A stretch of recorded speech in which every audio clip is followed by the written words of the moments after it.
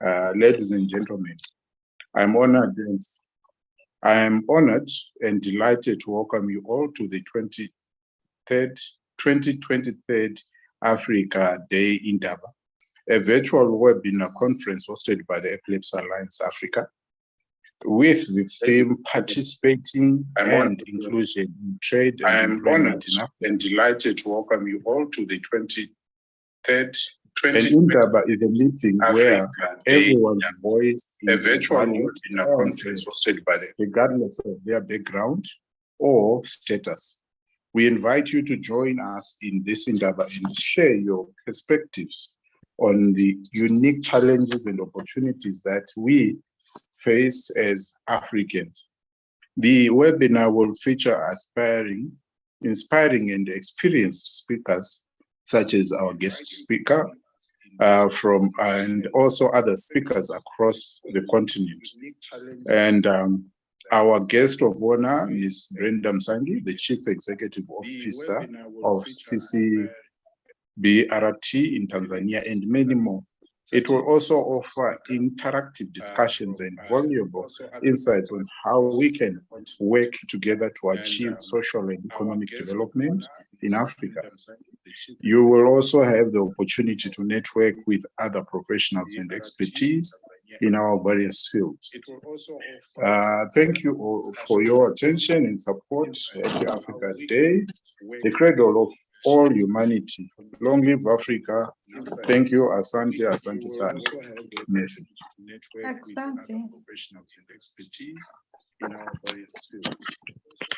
Thank you, Mr. Dr. Mkumbati Offer. The cradle of all humanity. Long live Africa. Thank you, asante, asante sana. Yes.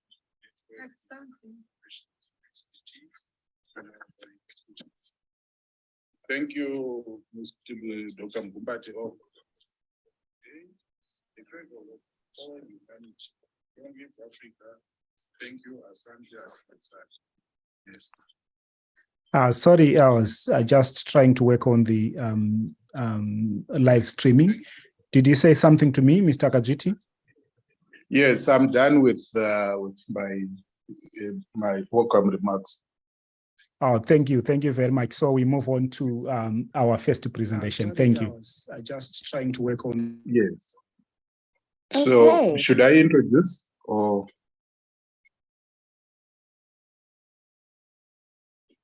Hello? I can hear you.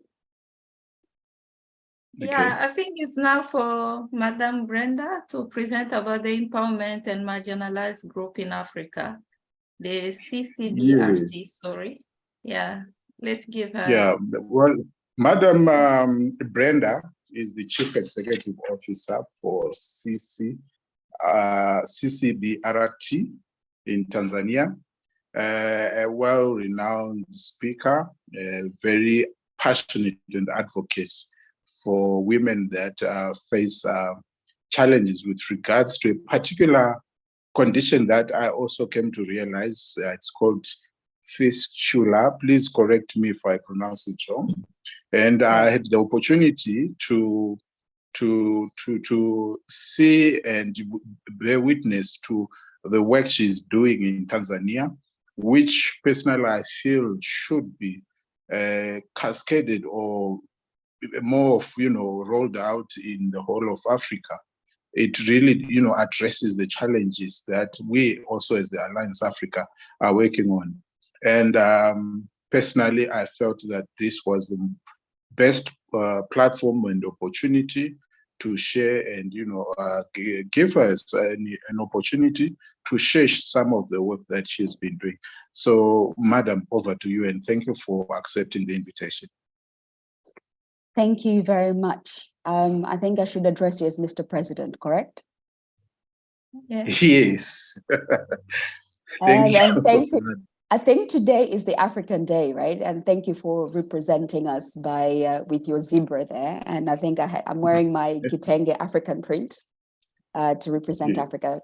Thank you very much for this invitation. I'm a bit pressed with time. but I hope we will we'll have a chance to go through some few slides, and maybe at the end, if there'll be questions, I'll be more than happy to address them. I know you talked about fistula, but I wanted to give it a bit more broader perspective of what us as CCBRT we do when it comes to empowering marginalized groups. I say Africa, but I can also refer this as the CCBRT story. I wanted to start with, I don't know, can you see my slides, by the way? Yeah. Yes. Perfect.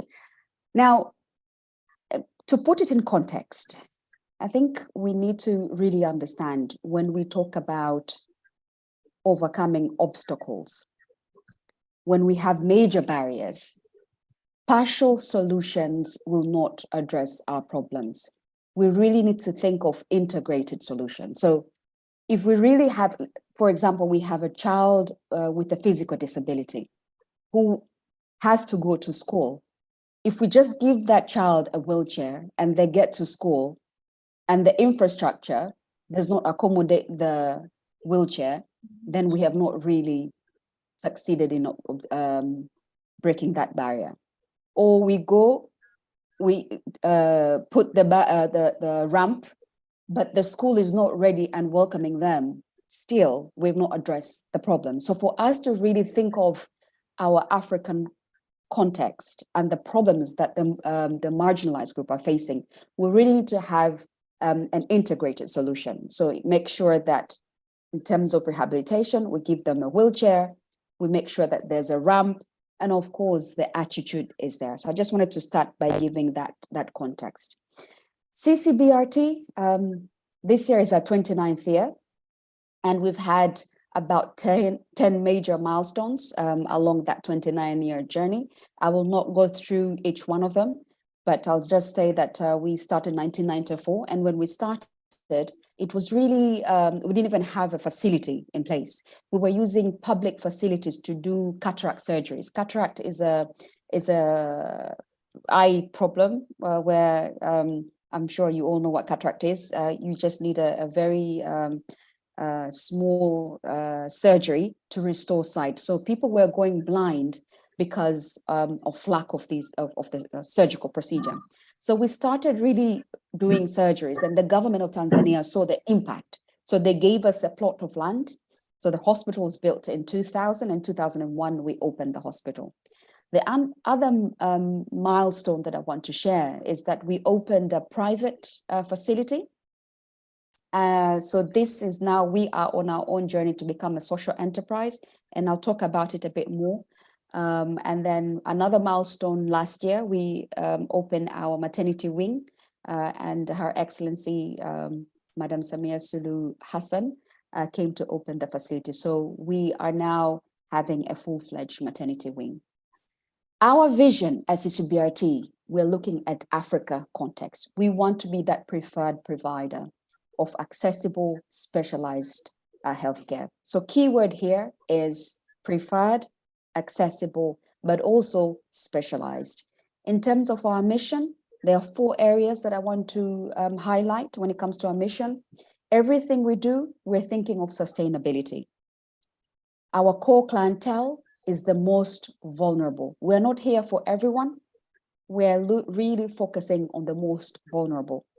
And then the other thing, we're looking at not only specialized services, we want them to be quality specialized services. Just because we have chosen the most vulnerable as a clientele, it doesn't mean we should compromise the services that we're providing.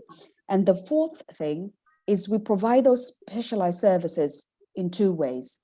We have a hospital, but also we have programs. So in terms of organizational setup, there are 3 pillars. We have a hospital, we have programs, and we have an academy. And all these 3 contribute to the empowerment of the marginalized group that we are serving. Because the focus is empowerment, I'm going to focus on 4 areas. The first one is the health and the well-being. So as I said, we are a specialized, we provide specialized services. And when Mr. President visited us, he had the privilege to have a tour of the facility. And one of the clientele that he saw was patients with obstetric fistula. This is a very common condition, well, unfortunately, condition in Africa.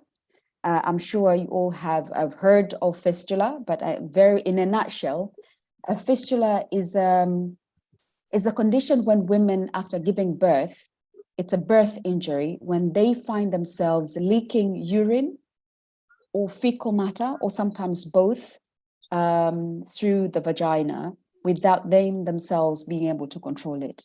It's a very hush-hush problem. People don't talk about it. Actually, these women do hide. So it's very difficult to find them. I'll talk a bit more because that's where Mr. President wanted me to focus on, and how we find these women across Tanzania. When we started doing surgeries in 2004, we were only doing 40 surgeries a year, while WHO talks about 2,500 to 3,000 new cases every year. So we were wondering, where are these women? So we did a survey in 2010, and two things came up. One, it was understanding what this condition was. It was associated with witchcraft, a lot of myths and misconception that these women have been sleeping with many men while they're pregnant. That's why they're getting this condition. So these women were outcasted by their own families. So we had to make sure we really need to educate what fistula is. So that was the first barrier. But the second barrier, it was cost. It's very costly to treat fistula. First of all, transportation. They're coming from remote villages. So by the time they reach us as CCBRT or other facilities in Tanzania, where they're providing their services, which are not many, by the way. There are about only 6 hospitals in Tanzania providing fistula surgeries. It is very costly. So the cost of transportation, the cost of the actual surgery, the cost of food, because they will stay at the hospital for about 4 weeks, and the cost of lodging. So CCBRT, we decided if we really want to make an impact and to change the lives of these women, we want to break those barriers. We educate them, and we make sure that these women get free services and not paying for the services because they cannot afford to pay. So we also do other specialized services. We do orthopedics, we do ophthalmology, we make prosthetic limbs. If you can see the second picture, the little boy with prosthetic limbs. We do cleft repairs, cleft lip and palate, and also clubfoot. So basically what we're trying to do, we're trying to prevent permanent disabilities. We are treating them, but also we are doing rehabilitation, especially for children with cerebral palsy, which is about 75% of the children that we see at CCBRT. On the same aspect of health and well-being, we do a lot of health promotion and education. So if I can, I've talked about fistula, I've talked about how we're breaking the barriers. So we have to keep on going across the country and provide education of all these conditions, especially congenital ones, where children are born with different deformities, to say, you know, there's no witchcraft here. This particular deformity can actually be being addressed. So we go across Tanzania, we provide education, and we promote health education as well. We engage the community a lot, because without engaging the community, you will not be able to be really reaching the most vulnerable that you want to. So in terms of these women of fistula, for example, we have more than 400 ambassadors. We call them fistula ambassadors, who are trained what fistula is. So whenever they come across a woman with symptoms of fistula, they give us a call here at CCBRT, and we send transport money to them via mobile technology. So they make sure they cut the bus ticket. They tell us this woman will arrive Friday morning. It doesn't matter what time, whether it's 12 a.m. in the morning, we will make sure we go to the bus stop to collect this woman. Since we've started doing that, we are now, from 40 surgeries, we are now doing surgeries in the region of 500, even more than 500 surgeries a year. So you can see the impact of bringing technology, but also empowering the community to take part in accessibility of healthcare.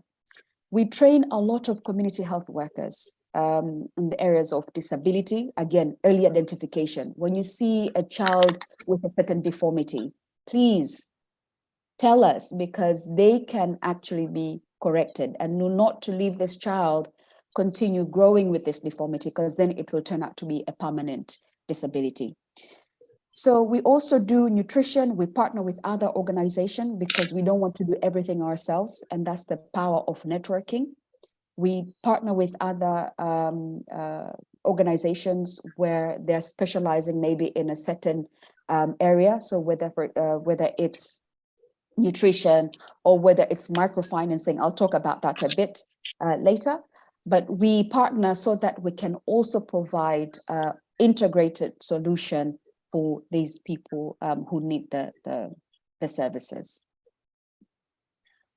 Microfinance and entrepreneurship, continuing the story of that woman with fistula. So once that woman is treated, they now can join this empowerment program. We call it Mabinti Center. Mabinti is a Swahili word, and it means a young girl or a young lady. So we give them skills with the aim that they can start producing different products and to sell them, to empower them economically. Because we know to really empower a woman, we need to empower them economically. So once they are empowered, they can then take care of their family and the community that surrounds them. So every year we have about 2 or 3 cohorts of the ladies, which is a group of 12 women. On the picture there, you can see they're been taught sewing. So there's sewing, there is screen printing, there is beading. And then we try to make it localized so that when they go back to their communities, they'll be able to get the raw materials for them to be able to do what they want to do to generate income. The other thing that we do, once they finish their training, we give them startup kits. So we'll give them a sewing machine, we'll give them materials, we'll give them consumables to be able to start that business. And during the time when they're here, which is about 4 to 6 weeks, we also have people who come to talk about business. And this is really basic business, how to price their products, how to take care of their money. And some of this, that's where we partner with banks to come and talk about how to manage their financing, because they do not have this education, and we don't want them to start their businesses without really having the technical know-how on how to go about it. Continuing with economic empowerment, we also do market access. So far, we've had like 6 countries internationally that we have linked them with their business. So whether it's Canada, US, Croatia, UK, I think when the time where President you came, I think we had an order from Croatia, if I'm not mistaken, where we were making products for them. And the whole idea is when we have these big orders for the products that these women are making, so we have a production unit.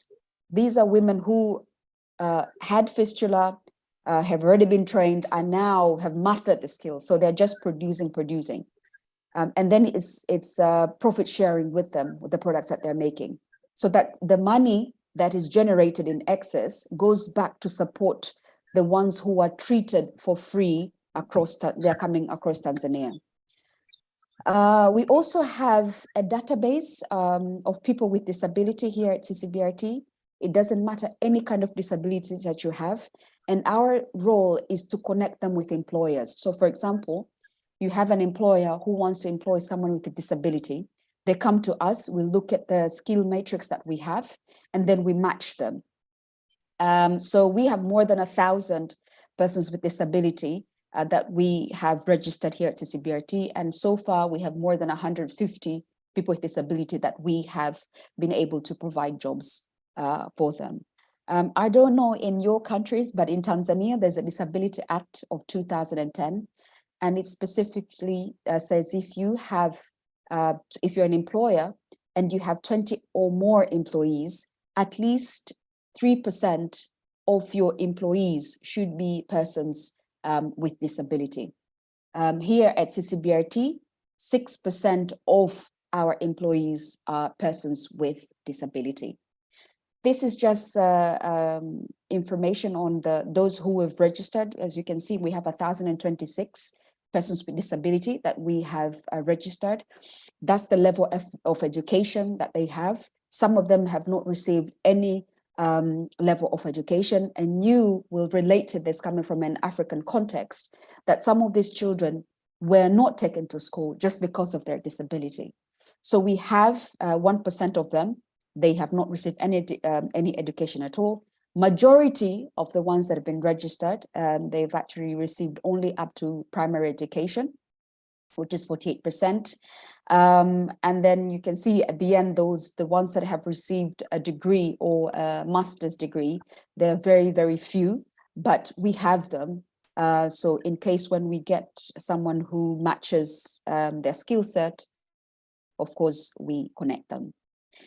In terms of access to quality education, we do provide the technical know-how on how to make classrooms accessible. As I told you right at the beginning, there's no point a child with a disability goes to school with their wheelchair. They get to school and they cannot even enter the class because there are no ramps. Or they get to the school, there's no any material that they can use, for example, Braille, if they're blind. So we're trying as a CBRT, we have an advocacy unit, and their job is to really provide education to teachers as well on how to manage children with disability. We're also trying to make school accessible. And for us, it's not having a ramp, for example, is not a tick box exercise. Sometimes you go to these buildings and you see a ramp, which is more dangerous, which is not being built as per the measurements, the standard measurements that are required. So this is where now we come in and we're providing that technical know-how. Oh yeah, that's me. In my other hat, I'm also a model, as you can see. Okay, that was a joke. But we have, we're linking our persons with disability, providing them skills development and also vocational training. So for example, for those who did not attend mainstream schooling, we link them with vocational training so that they can acquire different skills, whether it's carpentry or any other training that they can provide of their interest, that they can also be able to work and care for their family.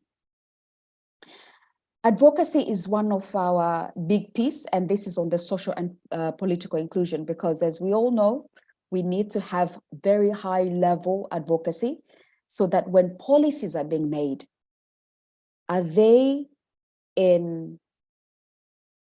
do they have the eye or the voice of a person with disability? So we do a lot of awareness creation, again, on the rights and challenges of persons with disability. So we engage with members of parliament. We've actually formed like a cohort of members of parliament who are passionate with matters of disability. So we use them whenever we want to put a certain agenda. They help us. They are our voice inside the parliament. So we do these different media campaigns, just again, to raise the flag of disability and to help to bring that voice with persons with disability. That's actually the members of parliament, as you can see.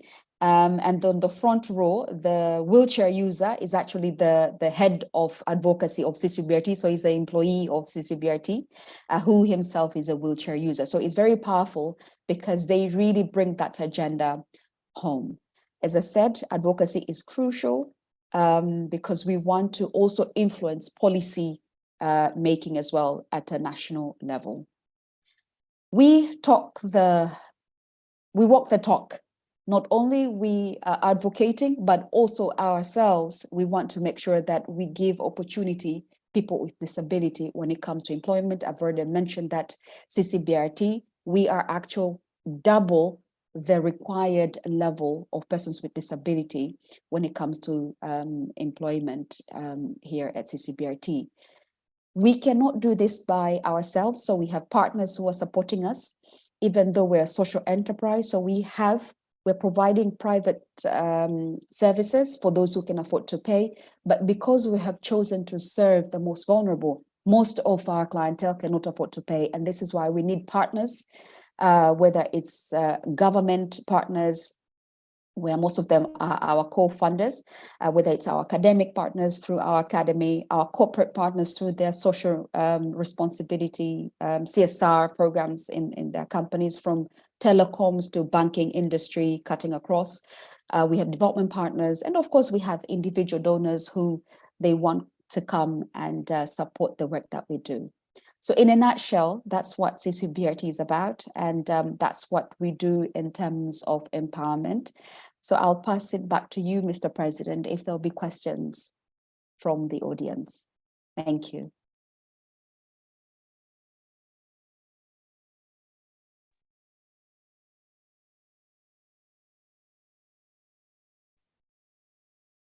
Thank you. Thank you very much for an insightful presentation, for informing us about the important work that you are doing in Tanzania since we're talking about more than 20 years now, but within that period you have done great work, both from the medical but also the empowerment side, which is the focus for the Indaba today. Thanks very much. Mr. President, are you there?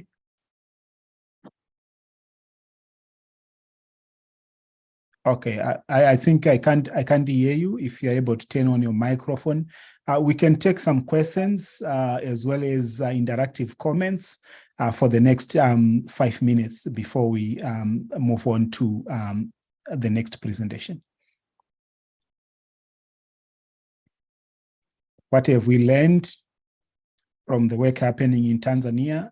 Do we have any words to compliment Brenda Msangi for the wonderful work that they are doing? Please feel free to turn on your mic and say something. Hi, good afternoon. Good afternoon. It's Adam. Hope you can hear me loud and clear. Yes, it is. Can you hear me? Very All right, well. thank you very much. Thank you, Madam CEO. Looking at everything that you have done, I'm actually very impressed.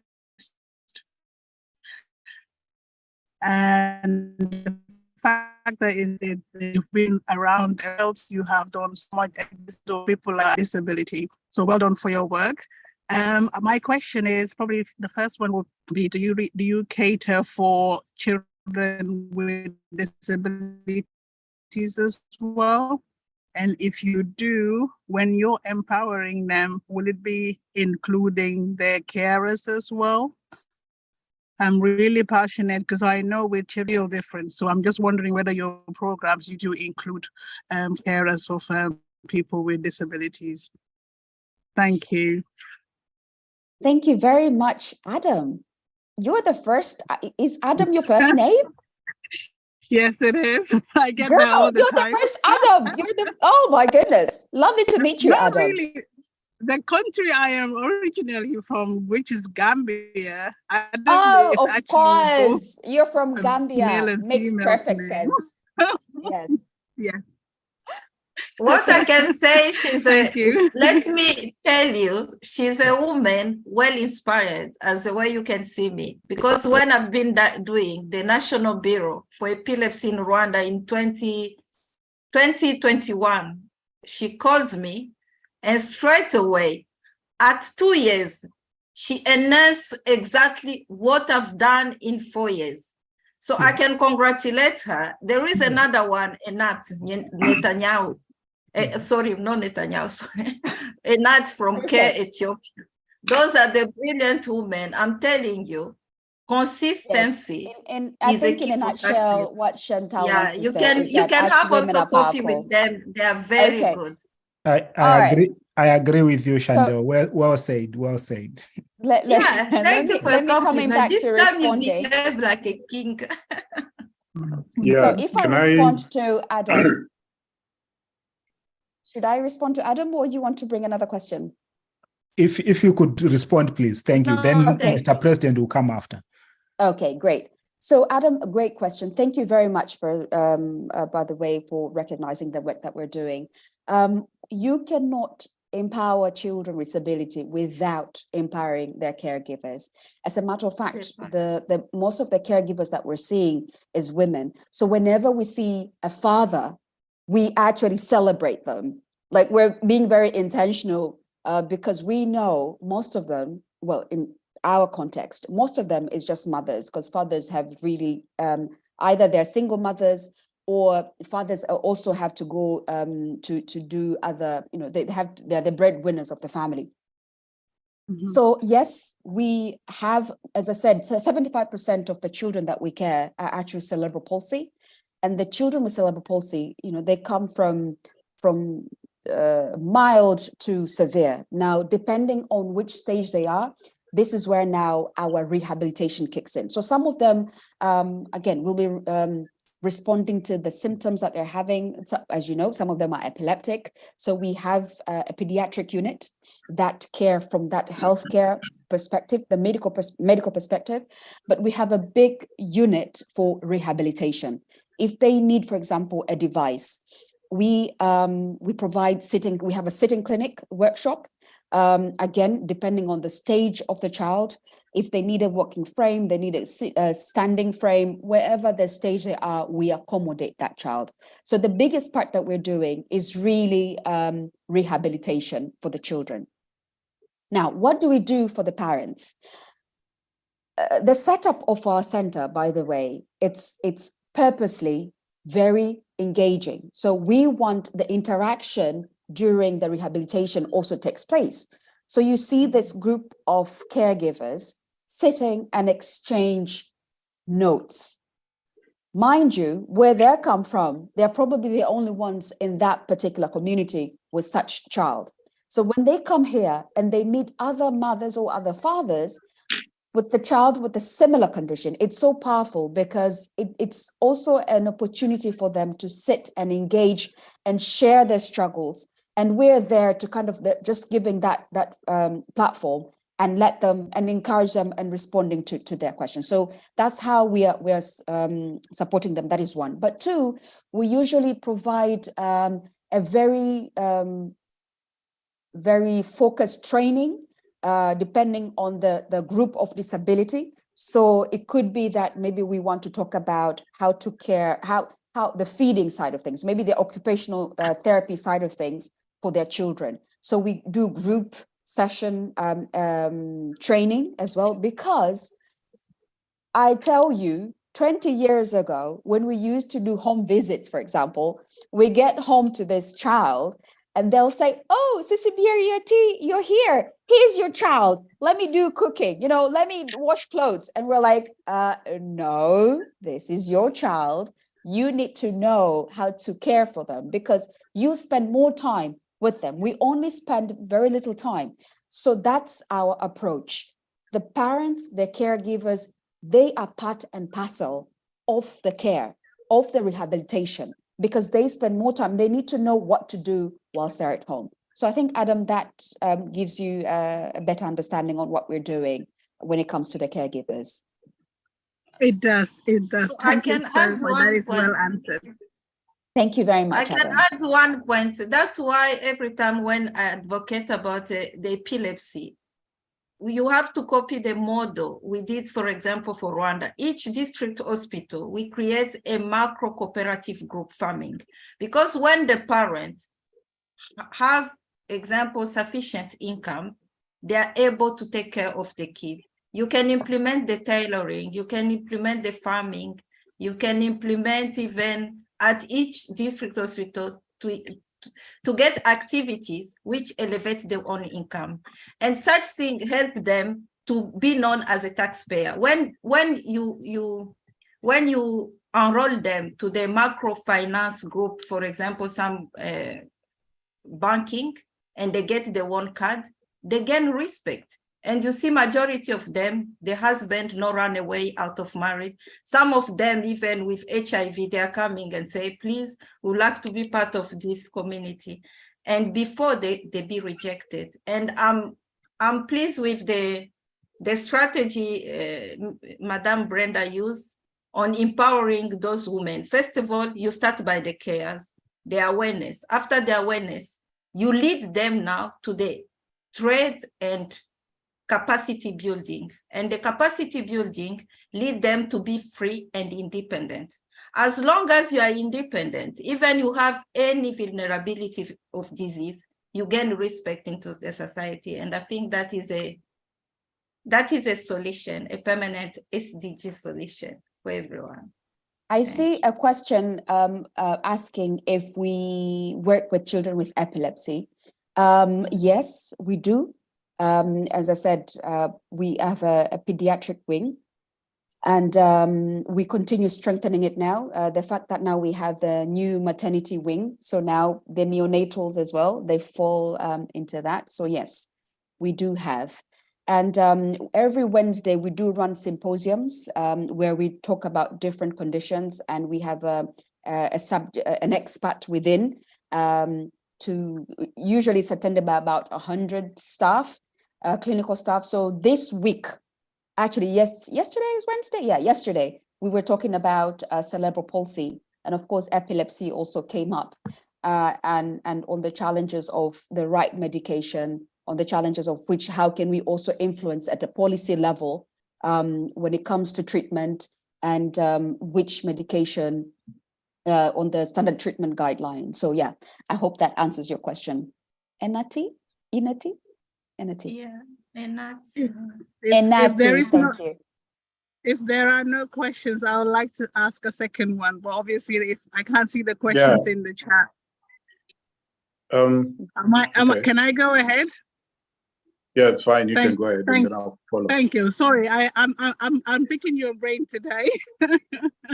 Go for it. Really, yes, our organization has been in existence probably for like less than 2 years. Mm-hmm. So we have great collaboration with primary healthcare facilities within Gambia. An area that we're struggling, it's mainly to work with policymakers. So my question is, when you started, what was the top challenge for you, and how did you overcome this? Because I can see that now you are working with a group of them to make a difference, because we cannot advocate and come up with all these ideas how we can make a difference in the people that we represent without these policies supporting us, because we wouldn't go anywhere. So that's my question to you, Brenda. Thank you. All right, Adam. Adam, let me tell you, this is why I don't have hair. Did you notice that? I don't have hair. Welcome to my life. Girl. But it's on a tough. serious Even mine gone. My advice will be, Adam, start with why. They need to be inspired on why they should be involved. Now, what helped us was data. We had to make sure that we show them how big the problem is. And we had to show them where they end, we're coming to complement the gap that is there. Because the fact is, the government cannot solve all our problems. Yeah, that's and we're not government's competitors. We're here in existence to complement where they are and complement so that we can provide this holistic care. So it takes a lot of engagement and for them to really understand why it's important for them to be involved. Once your narrative becomes very clear, once your story becomes very clear and inspiring for them to touch the inner circle of why, not the how you're doing things, not the what are you doing, it's the why are you doing and why it's critical for the government to come on board, and how will that can be as also scaled up across the country. And I tell you once, and you need to have one person or two people that will really understand your why. And that will be your internal person to also speak your agenda. Because I can tell you that, I can tell you, even in my country, rehabilitation was never a priority. For the first time, and I'm so proud, because I was in the parliament this year. We've just had our health budget read last week. For the first time, the Ministry of Health has said rehabilitation is our priority. And it's on the 14 priorities, rehabilitation is there. So that is a milestone, and we need to celebrate that. Now, of course, here's the thing. For the first time, we're having a national rehabilitation strategy. It never used to be in existence. So all I want to encourage you, Adam, that it is a journey. It is a journey. And you're going to be discouraged along the way, but trust me, I'm not here, let me not fool you to think it's easy. Not let me fool you to think all of a sudden we're sitting with these members of parliament. Remember, this is our 29th year.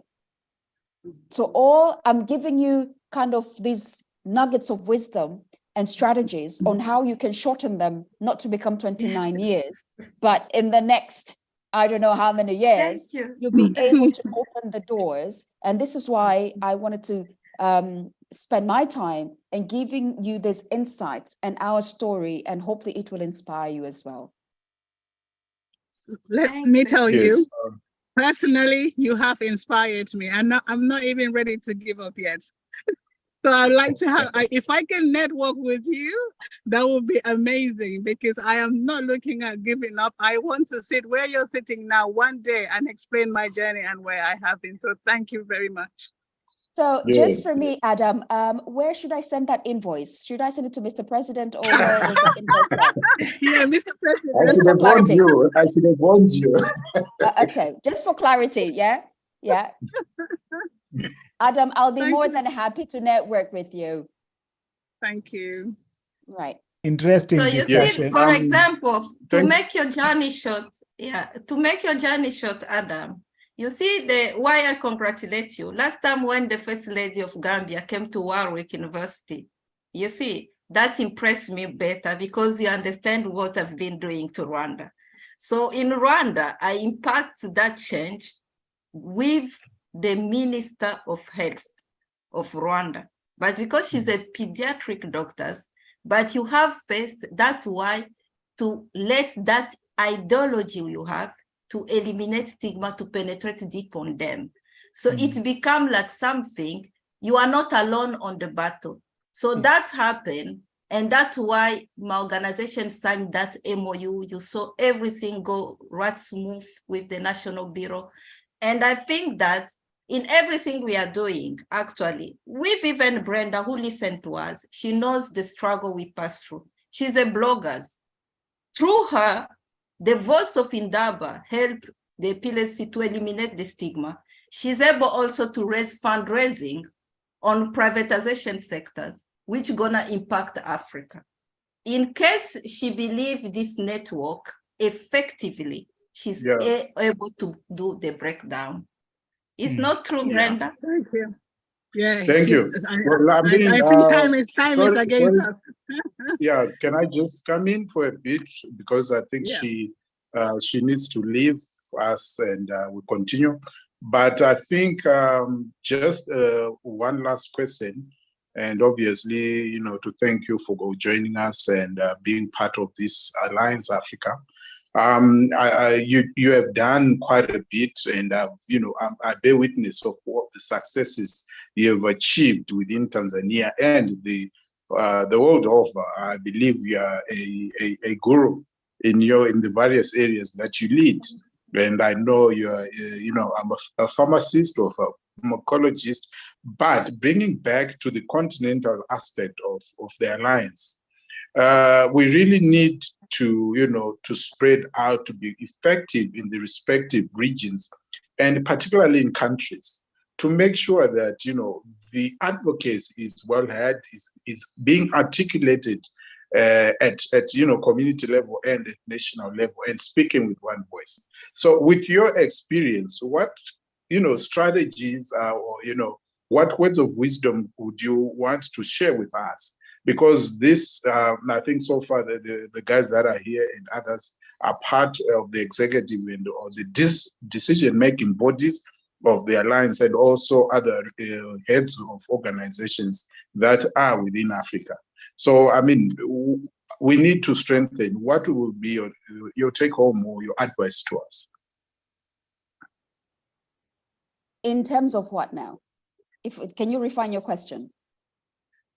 One, effective participation of people with epilepsy within the various countries. You know, organizations taking, you know, leadership roles within the various countries, and, you know, coming out of the shadow, so to speak, when it comes to issues of epilepsy, because some tend to hide behind and say, I mean, not want to come out in the open because of the stigma and misconception, and also because, you know, it's poorly resourced when it comes to issues of epilepsy in Africa and, you know, in African countries. So in your experience, how, you know, strategies could be improved in making sure that there's meaningful participation by all stakeholders? Okay, so I think some of the things I've already said, but what I can add, is there a problem?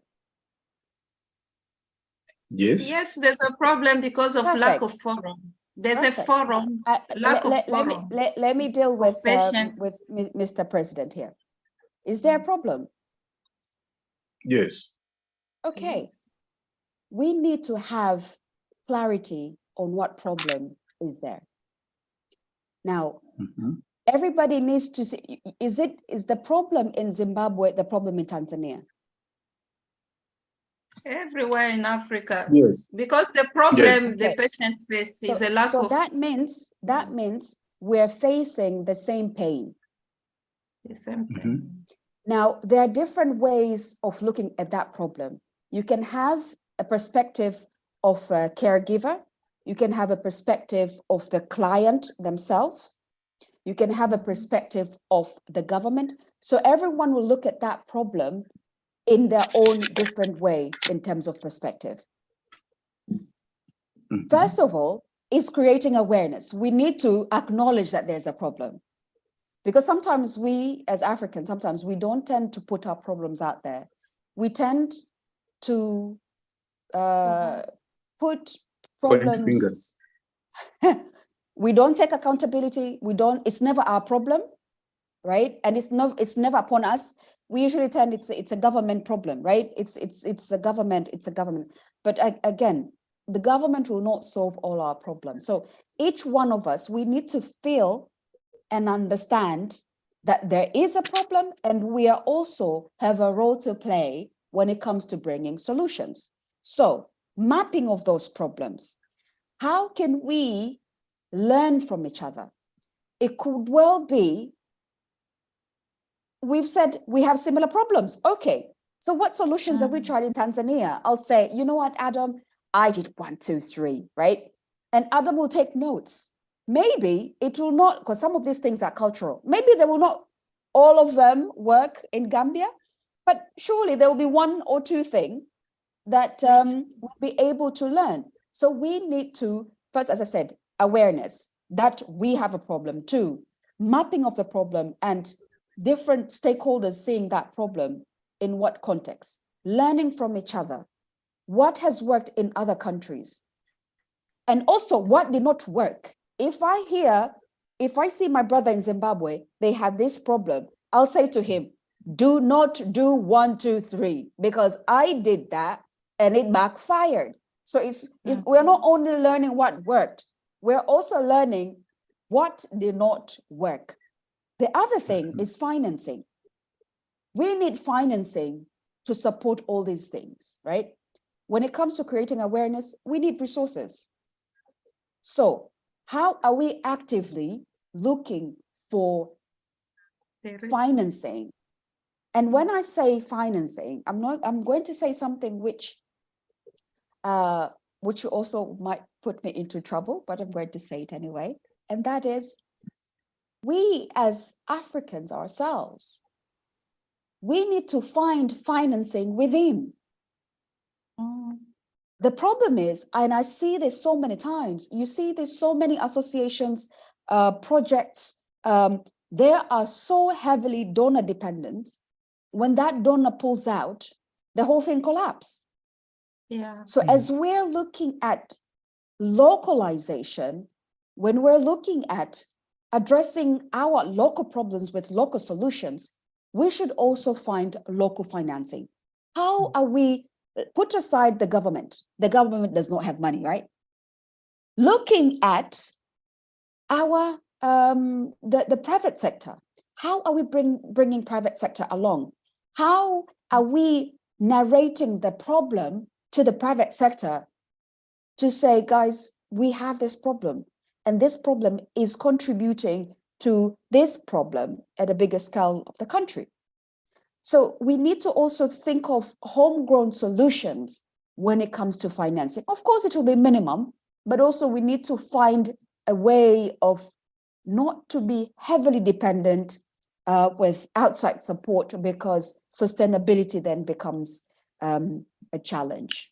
I think those are the nuggets that I can share. I think also on my experience, when thank you very much, Shandell. I'm very sorry, very sorry to be interrupting you, but we do have another presenter who is in the meeting. If we could give them time to present. And if I can say my goodbyes, if that's okay. I should thank you very much for all the wonderful insights you have provided with us about rehab, but also about economic issues and financing and sustainability. I think that's an important point, especially given that our president here, our secretaries here, and other members of the alliance, at times we struggle as an alliance to find resources. At times we say we should look outside for resources, but I think the journey that we are doing in trying to look into ourselves, into look for resources within our environment, will make the alliance survive. If we get a little financing from outside, we use it, it's gone, then we end up without any program. So I believe that's an important point that allows us to look internally. But I also like the point where you said at times we don't see the problem being in ourselves. I think it's important for us to get those kinds of messages. They allow us to introspect. They allow us to think harder, more deeply at issues. I won't be able to say more. We have got our next speaker, who is Mr. Musa Mgaya from Inyuka Rehabilitation Hospital, again in Tanzania. It's a Tanzanian day today. It is. You're right, Hello, Brenda. Musa. Asante, Musa. Hi, Brenda. Asante sana. Thank you so much sana. for representing us. You know, you're a giant. And we learn a lot from you guys. Asante sana, and thank you so much. I have to drop out now. Asante. Asante. Thank you so much for coming. Thank you. Thank right. you, Brenda. Bye. Yeah. Bye. Okay, so over to you, Mr. Musa Mgaya. It's now your time. Good afternoon, ladies and gentlemen. Good afternoon. My sincere thanks to Mr. Chairman for he accepted my request to have a side meeting once we met in Dar es Salaam, where we actually exchanged a number of ideas. And now, at this moment, it comes to be a reality. Thank you so much. And of course, on behalf of my institution, I really have to appreciate you guys for having invited us to be part of this platform. You know, for us, this is an opportunity. So thank you so much. My contribution on today's agenda, that is on participation and inclusion in trade and employment, will be just very brief, but before I start, I should compliment on what Ms. Brenda said. She has discussed a lot of issues, and you know, the most of work that we in UCA are doing is quite similar to what CCBRT is doing. So I should say thank you to Brenda for having covered a number of things that we are also doing. Now, coming back to the agenda, you know, always the gender and inclusion has been a top of tower. We have been always hearing about women and trade, the role of women in trade, women and employment, and so many things of the like. But currently, when we speak of inclusion, we consider things like disability, age, religion, gender, social status, and so many things. But in this platform, I think our focus is on inclusion of people with a disability. If I'm wrong, just correct me. Correct. Hello. Go ahead. Thank you. So you'll all agree with me that the opposite of inclusion is inequality. So the literature tells us that the inequality has been increasing since 1990. So the question comes, what causes this inequality in the trade and employment, especially as far as disability is concerned? I think I'll touch this later. I've just mentioned it as a food for thought. So my contribution is structured in the form of 5 W's and H. So we have a number of questions that we need to ask ourselves to see where we are going. And the first component is what? What is inclusion? What is inclusion? So we are all speaking of inclusion, just as our topic, participation and inclusion in trade and employment. For me, I think these two, participation and inclusion are just, they are trying to bring the same meaning. But now what is inclusion? So one of the scholar, I should say a group of scholars defined inclusion as a degree to which an individual experiences treatment from the group that satisfies their need for belongingness and uniqueness. So from this definition, actually I like it much. We get 3 things. We get 3 important things. The first thing is satisfaction of individual needs within a group. So it means as a group now, as a group of African, as a group of Epilepsy Alliance Africa. So we have that role to satisfy the individual needs. Another thing is belongingness and uniqueness. So the definition accepts that people have that sense of belonging. They need to feel they belong to a group. But again, it accepts that people have individual uniqueness that needs to be accepted when it comes to group, when it comes to a community, to a society, and whatever.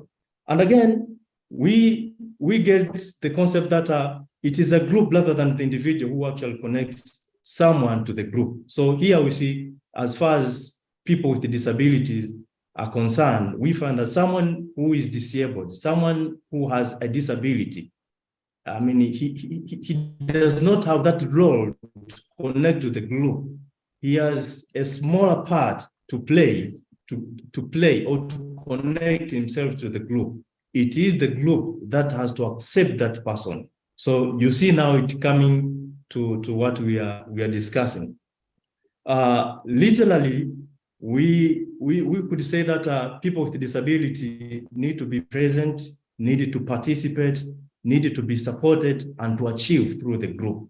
So here comes the trade and employment.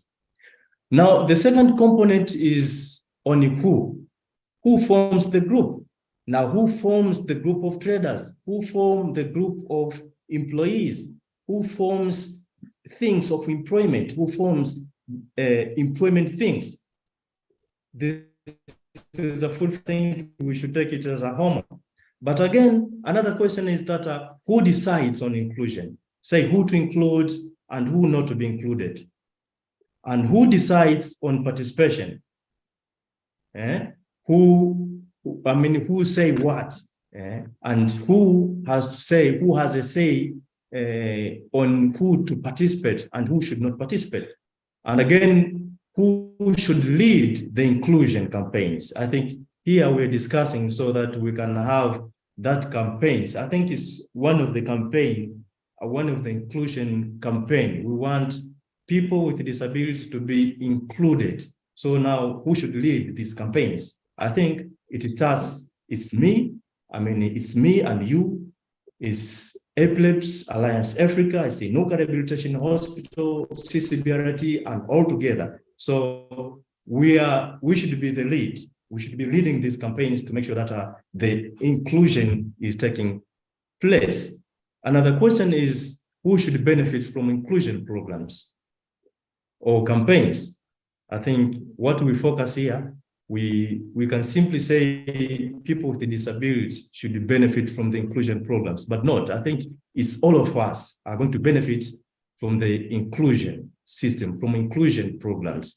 Say when it comes to employment, you might get someone who is, someone with a disability, who is innovative, who is very creative, who can contribute a lot, who can contribute more than an ordinary person, a person without disability. So you can see now the inclusion is going to benefit all of us. Now, the third component is on a single H that I mentioned. That is how to go about promoting inclusion, about promoting inclusiveness, how to go about it. So what I think we need to do is actually to create inclusive systems and services, public awareness campaigns. We need to create awareness, outreach programs, streamlined services such as rehabilitation. For instance, we at Inuka, we are focused into this component of rehabilitation services. As Inuka, we have streamlined services for people with disabilities, just to make them, able to match with the other people. So to make them able to integrate with, to integrate in groups, to integrate with the community, to integrate with fellow employees, with other people in every sort of opportunity that comes before them.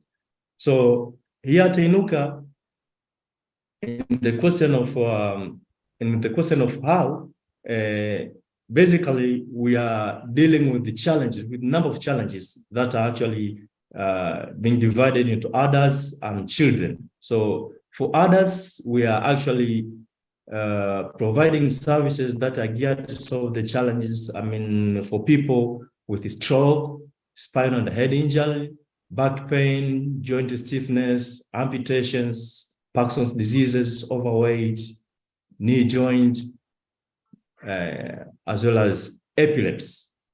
You will see epilepsy is there. When it comes to children, we are geared to solve challenges that are associated with cerebral palsy, neuromuscular diseases, autism, intellectual impairment, clubfoot and rickets, hydrocephalus, spinal bifida, speech problems, malnutrition, as well as epilepsy. Again, it's there. We also have a workshop where we provide assistive devices such as prosthesis and orthosis, wheelchairs, walking frames and sticks, standing frames, corner chairs, toilet chairs, white canes, and pointers. Actually, the number of assistive devices that we produce here are also geared to enable children with disability who could otherwise not go to school, be able now to go to school due to the devices that we produce here at our hospital. Now, another issue is on epilepsy. What we as Inuka do when it comes to epilepsy. Actually, the epilepsy program at our hospital started, I think it has almost 9 months since it started. So basically, what we do is we diagnose epilepsy through EEG, and this is actually, I should say, in the southern and southern zone of Tanzania. I mean, yes, southern parts of Tanzania. We're the only facility providing this kind of service of epilepsy, of diagnosing epilepsy through using the EEG. But again, we also treat and make follow-up on those patients that are being actually, who are in treatment. We're also training caregivers and parents on how to take care, on how to manage at least basic measures of dealing with epileptic conditions. We're also training primary health care workers on how actually to take good care of epileptic people. And we are also creating awareness to the community. Another part on epilepsy is on community outreach. We go where people live. We follow people to their homes so that we can understand their problems and call them for services at Inuka. Another component is why. Now, on why, you could, if I refer back to when I was speaking about the opposite of inclusion, I say that the opposite of inclusion is inequality. So we have to ask ourselves, why inequality? Why inequality in trade and employment? Why inequality in accessing social services? So we have a number of things. One is negative attitudes among members of the community, low self-esteem among people with disabilities themselves.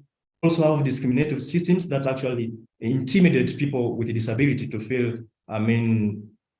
belonging to the community or to the group, to a particular group. Again, humiliation that these people with a disability undergo make them again be intimidated. Another is actually lack of awareness. We should accept this one because it is it's a common problem in Tanzania. I think even in other parts of Africa, that most people lack awareness. They associate it with other things. Say epilepsy, it is associated with myths, with some witchcrafts, and other things of the like. So if we take initiatives to actually create awareness, to make people understand what is epilepsy, I think the inequality will be reduced.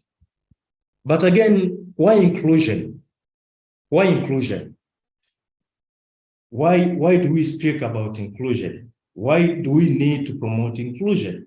So basically what I could say is that we're speaking about inclusion. We want inclusion simply because we need no individual. We want, we are geared to see that no individual should be excluded from quality employment opportunities, services, trade and business opportunities just because of their disability. And we could simply say that excluding people with disabilities from opportunities, it simply means excluding them from life. And I think we actually need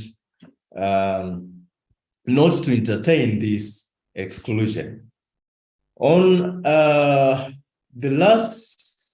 next component is where should this inclusion take place? Where should this inclusion take place? So I think everyone knows where the inclusion should take place. So simply is everywhere. Simply is everywhere. So in the trade, in employment, that we need all people have access to decent and remunerated works. Another area is in social services. We need people to have equal access to social services. Again, we need to make sure that all social services have the inclusive systems and infrastructures that support everyone to access the services. but also in the political positions. We need also inclusion to take place there. And another part is when should this inclusion take place? So you'll all agree with me that inclusion should take place now.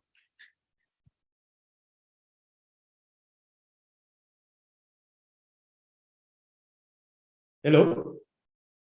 Yes, you should all agree with me that the inclusion that we are speaking now should take place now, from this meeting, from this discussion onwards. So we are I should say, as I said before, that we should lead, we should be leading on this movement to make sure that inclusion is taking place. That's all I can say. Thank you. So on my experience, let me ask you a question, because I'm from East Africa, Rwanda. I saw the inclusiveness of the disabilities in your country. For example, I saw those who cannot walk, they get some a small car free from the government. That we can thank also the great Pan-Africanism Magufuli also and the President Nyerere for what they advise people, how they take consideration of the vulnerability, people who are marginalized. So for me, when I go to your country, I've been trading truck there, and but I have experience on how people live and how they are stigmatized as a witchcraft, people who are living with epilepsy. So this inclusiveness you are talking about, I can say that the way to break it up, because I saw the privatization of Dar es Salaam. Dar es Salaam is a silent country. They don't speak too much about it, but it's well innovated and fast developed. Yeah. But for me, what I can say is like Nairobi, Mombasa is like Kenya, the way Kenya also developed fast. And we can say the truth about ourselves. If we go together to the speech event done by Ruto last time, they speak about we have to respect ourselves. Yes. All of us here, we have skills and we can make change regardless who we are. And I'm saying, if we come together in this Pan-African Alliance of Africa and raise grants, there is more musician in Africa, like you can see Diamond, in DRC, you can see in Enox, Kofi. There is more corporative and social grants can be given even by privatization sector, those who lead Azania, etc., the manufacturing of the juice, etc., without even rely on the government. That's what the system Brenda was telling us. If we share knowledge and we share our capability and capacities, we are able to move this thing to a permanent solution. And if we are doing together, without saying that there is a border of Rwanda to Tanzania, no. We are one nation for Africa. And I'm calling all of you, even doctors or specialized, or even her, she's a blogger, but later on, maybe she can listen to my speech. If she can advertise the Alliance of Africa to break up the stigmatization and put inclusiveness of projects which can go to each community, that will be amazing.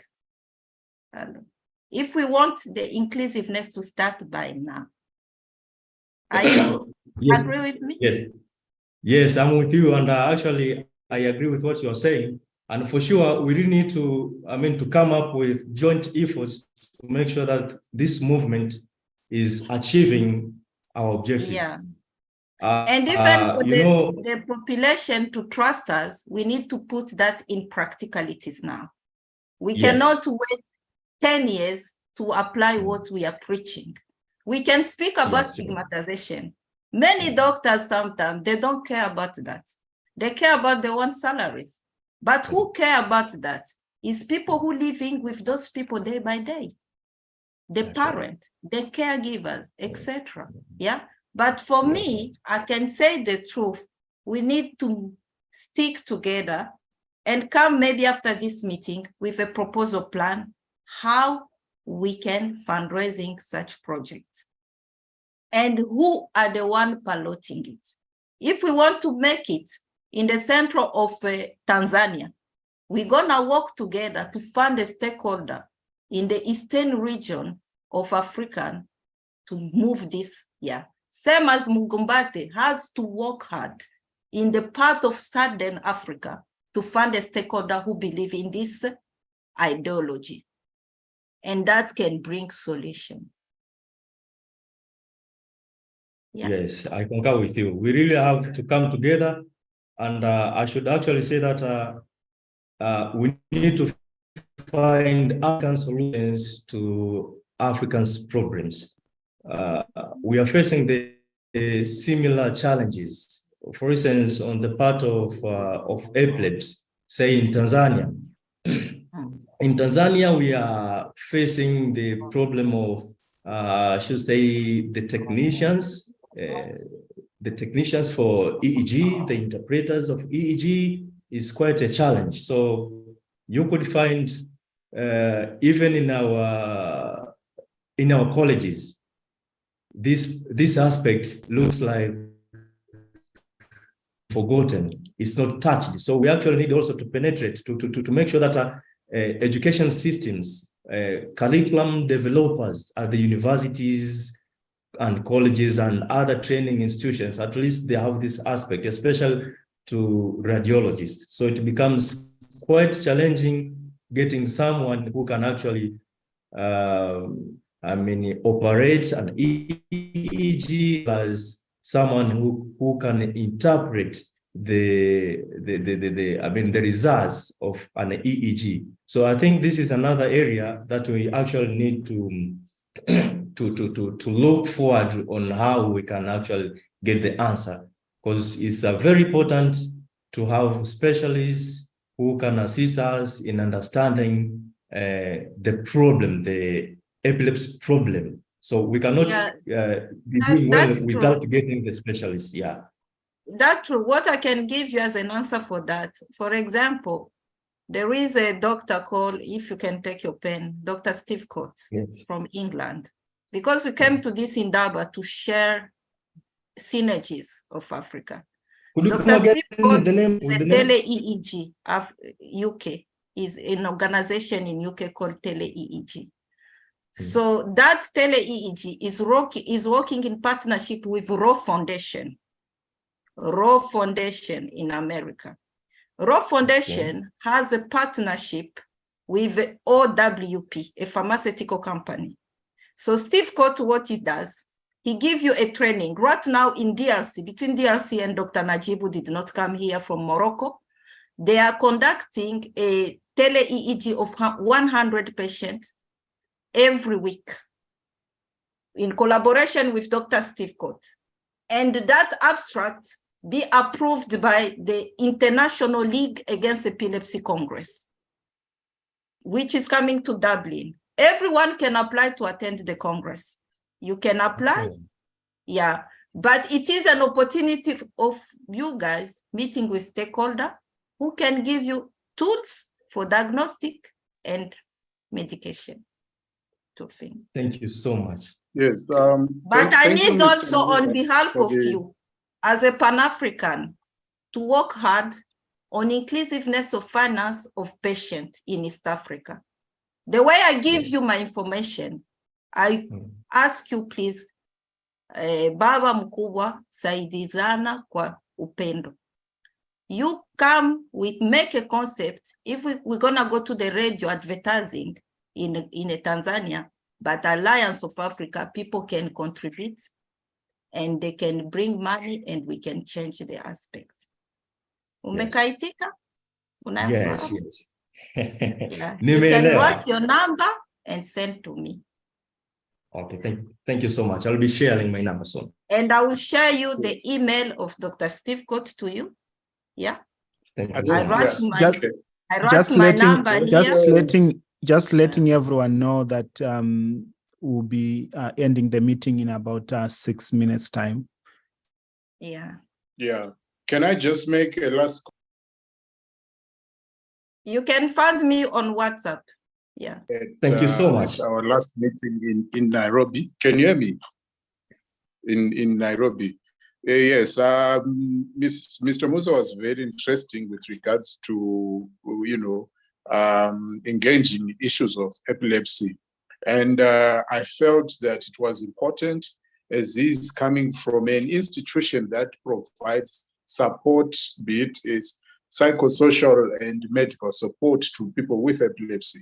And I felt that a person from such an institution can be key and important to the alliance in terms of coverage and creating awareness, and also sharing ideas on what they are currently doing and how best can we also replicate or put this into other institutions that are similar to his organization in terms of epilepsy management. They talked of rehabilitation.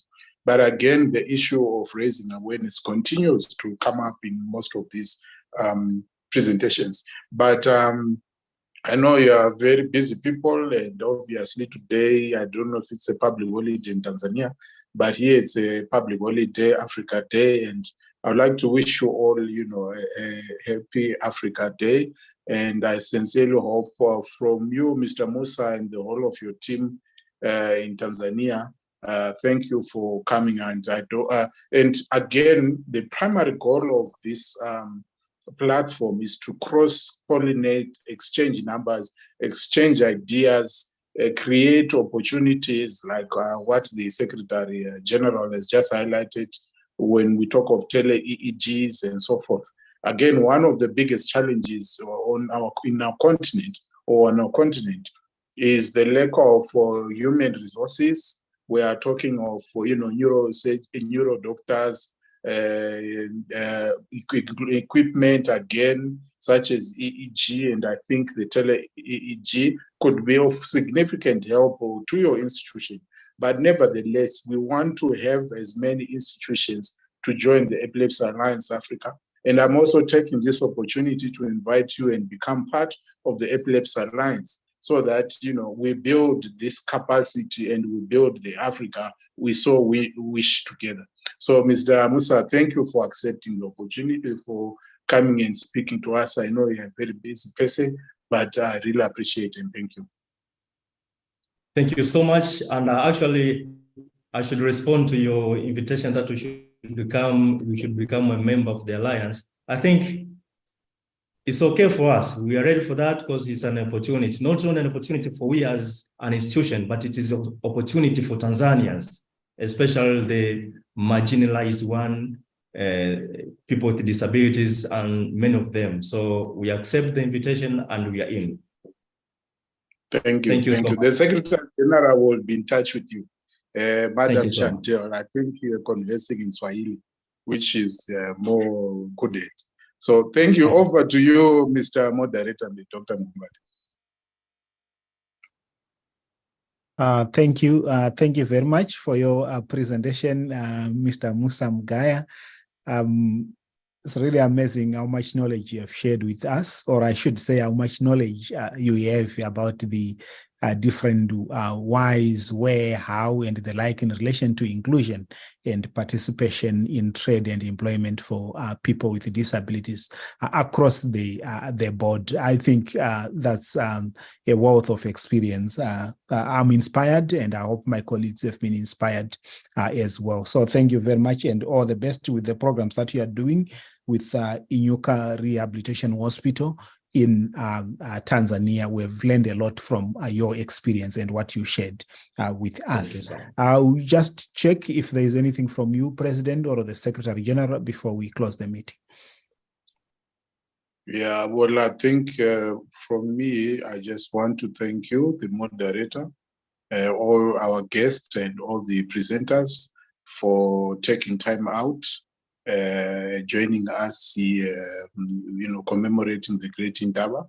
There were also others. There were also others watching the YouTube live. Oh yes. Yeah. On both live and within this the Zoom platform and YouTube. I would like to thank you all for taking time and participating. We sincerely hope that this will grow leaps and bounds moving forward. I think you have noted all the interests of people in how then they can link and learn from each other, and how others can also improve on other ideas and various. So thank you for the organizing, Madam Secretary General, the moderator, Dr. Mumbati, thank you. All the other vice presidents that were here present, thank you for all of this. And I sincerely hope that you enjoy the rest of your day, which coincides with our Great Indaba, the Africa Day. And I thank you. Asante san. Thank you very much. Can I please check where Nesta Mteve is from? There's another new person I saw. So my name is Nestor Mtweve. I'm the managing director from Inuka Rehabilitation Hospital here. So I work with Musa. Ah, okay. Oh, yeah, so I've been sending some messages. Here. And I would say, yeah, these kind of platforms are very important. And as Musa